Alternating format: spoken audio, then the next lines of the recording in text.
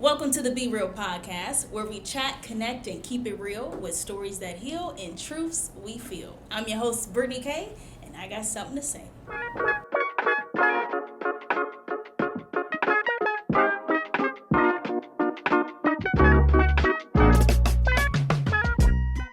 Today, episode 2, we're talking all things Kentucky Derby. And in the guest seat today, or shall I say guest seats, we got two guests.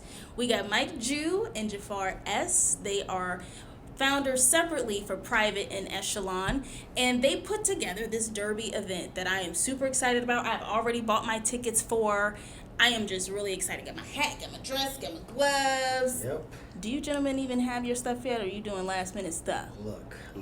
I've been waiting. So I have all my stuff together. Yep. Yeah. I'm a little last minute.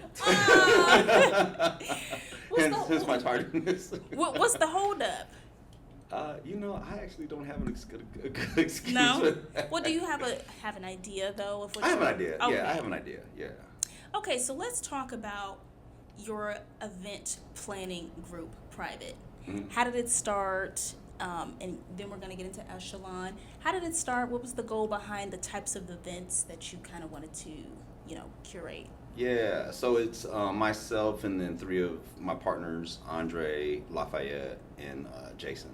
Mm-hmm. And it started really just. I think each of us would have our own reasons Mm-hmm. for it.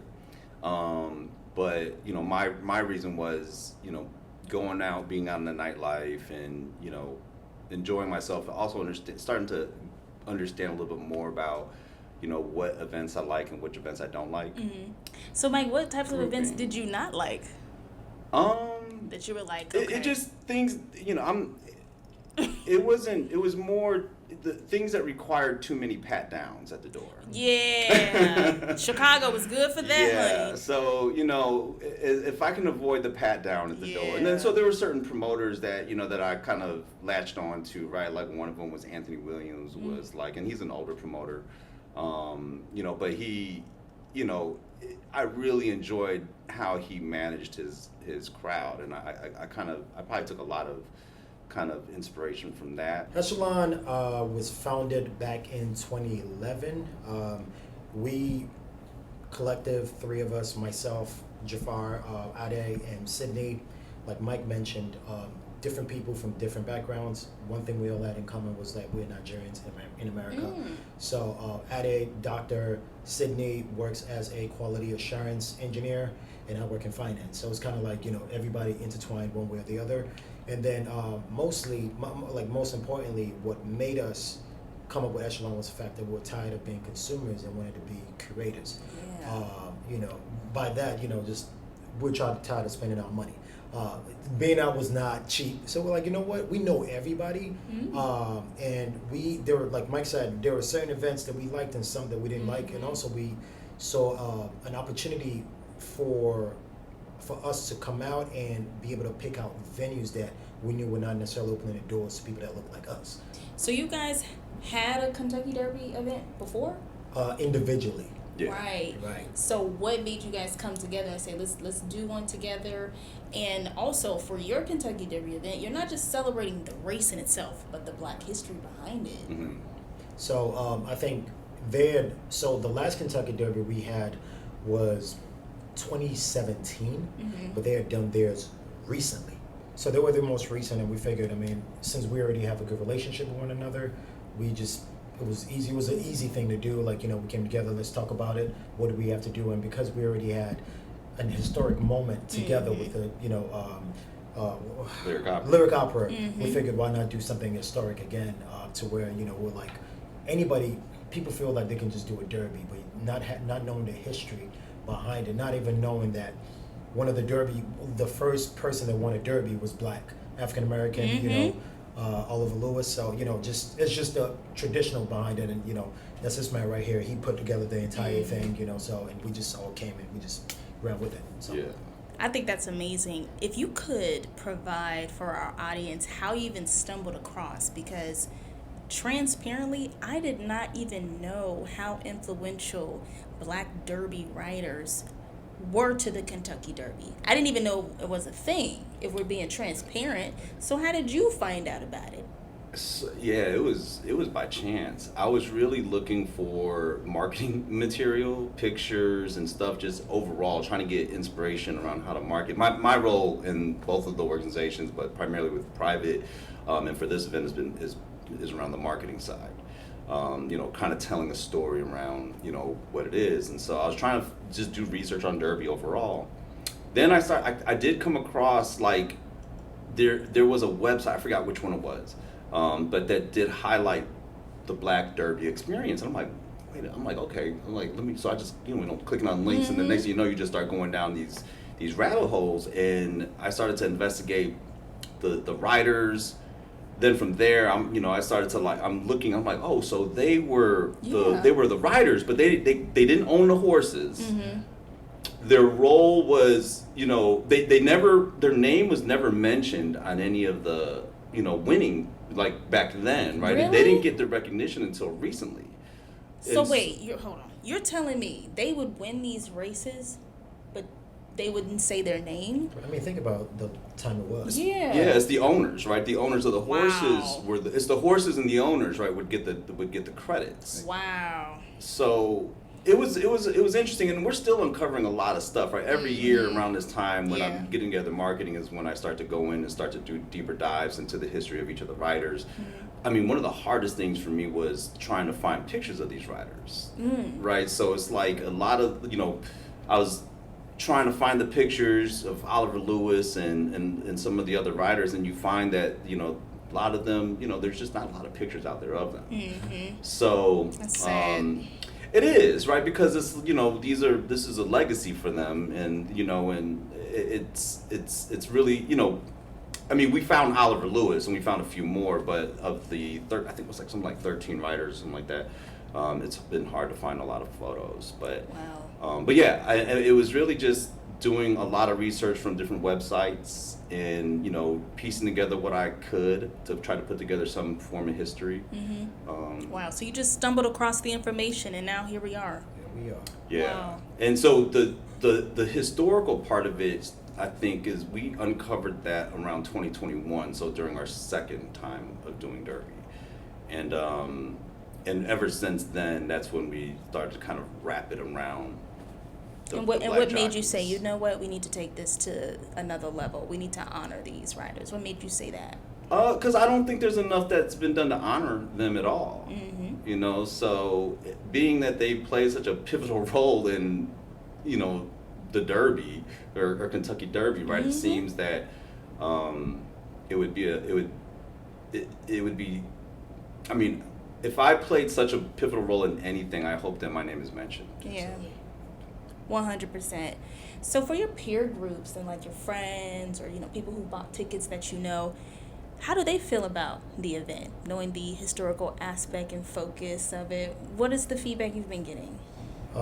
I think for me, the feedback has been, again, like Mike mentioned, he stumbled upon a lot of these things while he was looking for pictures. It's the same thing for me as well. And then I started reading more into it, finding out that the trainer that trained Oliver Lewis was on that day where they won was also black as well. So yeah, African American guy. So it was more so okay. Like now we're talking about it. Now this is no longer just a party, but it's kind of like more like a tradition to where now we all experiencing this together. Because again, when you think about Kentucky Derby, you're not necessarily thinking minorities. No. It's not the first thing you're thinking about, right? So that's the truth. You're not. So with this, it's kind of like, even when you go on the website, you see the pictures are there, the writers, the history is right there in front of you. Mm-hmm. So now it's up to you to take it further and do your own research and look at, okay, what is this? This is not just a regular party. Mm-hmm. We're going to have a good time with it, and then we're still going to learn history with it as well. So, yeah.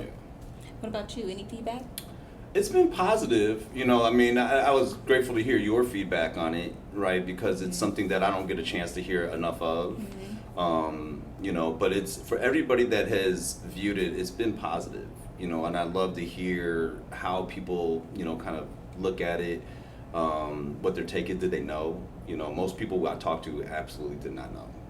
Well, if this is any testament to your good marketing, Mike, that is the selling point for me to buy tickets. It's because of the history focus with your Derby event why I decided, I'm going to this one. because in comparison to all the other ones, they're just meeting up at a rooftop drinking and stuff like that. But at you all's, we get to honor Black Derby riders, have a sense of dignity, congregate with a certain caliber of people. Mm-hmm. I was like, yeah, I'm gonna go to that one. Absolutely. If I'm gonna spend my money, it's gonna be with that one. And I think to touch on that, looking the most elegant, like, you know. Oh, you're yeah. looking the best, like, you know, guys look in the suits, colorful suits to be exact. Smelling Women good. Looking great in their beautiful dresses, the hats to the side, all that good stuff. Because let me tell you, Jafar and his cologne, y'all can't smell it.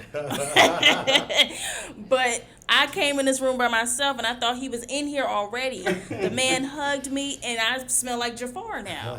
Okay, so hey, if you guys meet Jafar, you will smell him once he leaves as well. Okay? So let's get into more of the history of the black jockeys. And I got this information straight from the website. Thank you, Mike. So the first Kentucky Derby, as you said, Jafar, the first Kentucky Derby jockey to win the first race was a black man named Oliver Lewis. 13 of the 15 riders in the first race were black. They won 15 of the first 28 races.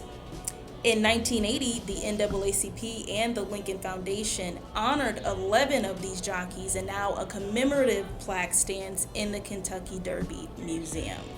So the next time that you go to any Kentucky Derby event, you can now be educated and enlightened on the history behind it with these black Kentucky Derby riders. So remember these names the next time you see the word Kentucky Derby or you go to celebrate it.